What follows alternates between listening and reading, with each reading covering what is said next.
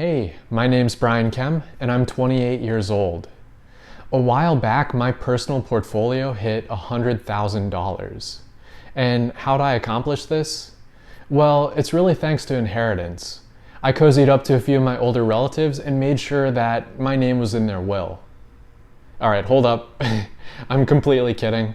I would find that extremely unethical, and also I haven't inherited a dime.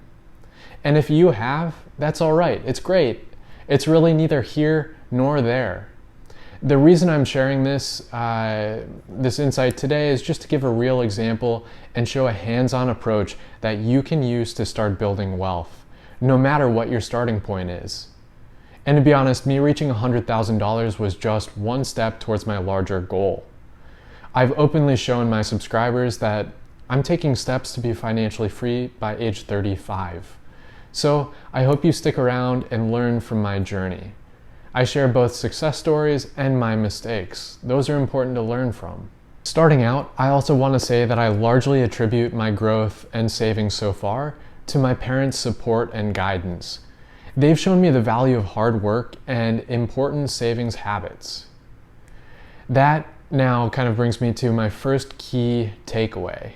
You've likely heard it before, but it's important to keep at the forefront of your mind to build the right habits. And that first point is live below your means.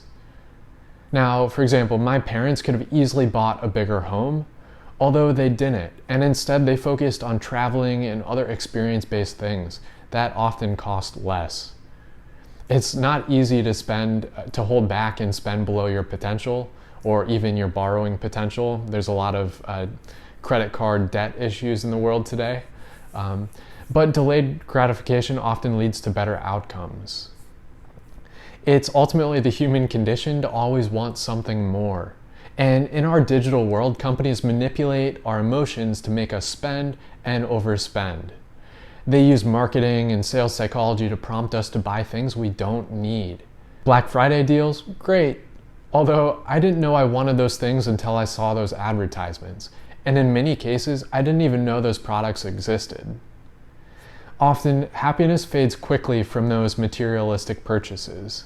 Then you're left wanting the next new thing and another hit of dopamine. In our modern world, social media like Instagram is also playing a negative role. Now, it's not inherently bad, but people generally post the best photos of themselves and show off more expensive things like extravagant traveling and going out to nice restaurants, etc. The less appetizing reality and hard work really remains behind the scenes. So this skews reality and makes us think that other people have it much better. Overall, we're social-seeking creatures and we compare ourselves to others. But seeking social status based on material possessions is what really holds millions of people back from a better future, both financially and mentally, as more people are figuring out as social media and anxiety continue to grow. So I've learned to live happily below my means. I avoid lifestyle inflation, in moderation of course. This has helped me reach my first $100,000 and will hopefully soon take me to my first million. It's important, of course, to find good balance between spending and saving. Just keep in mind that delayed gratification is a powerful thing, not just for building wealth, but for better health and education as well. Now, on to my second key takeaway. Add value to earn more income. You can't save if you haven't earned or collected any income. And to collect increasing amounts of income, you need to learn how to add value to others. And an important distinction, it has to be value that others are willing to pay for. Starting out in the working world, you've got to start smaller and really build up. I worked in the cornfields of Iowa with busloads of other kids. We'd go through and pick the tassels off of corn. I also lifeguarded. I worked in an ice cream cone factory. I had data entry jobs and many others over time, and I've learned a lot and I've improved with the value that I can add to businesses. Unfortunately, many people view work as clocking in, clocking out, just to collect a paycheck. But when you reframe it to how can I add more value, your earnings potential will grow over time. It's tough sometimes to negotiate, but companies don't want to lose value-added workers. That could be from finding new customers, generating higher sales, or even improving team morale and communication. There's lots of ways to do it.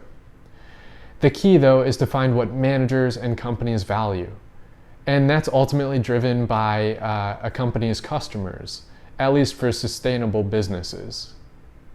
When you consistently go above and beyond, you can usually negotiate higher pay, or better paying opportunities will come along.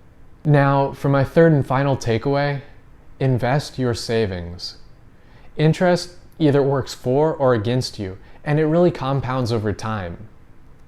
For example, if you take out debt, you're borrowing from your future self at a higher cost. But if you instead save and invest in productive assets and companies, you're giving yourself or your future self a huge raise. Now, I'm not going into detail in this video on my investing strategy. That's really a big piece of what I focus on my YouTube channel. So hopefully you'll subscribe and stick around. I'd also really appreciate it if you just tap that like button down below, and please let me know if you have any comments or questions. I've really been hesitant to share how much money I've personally saved up.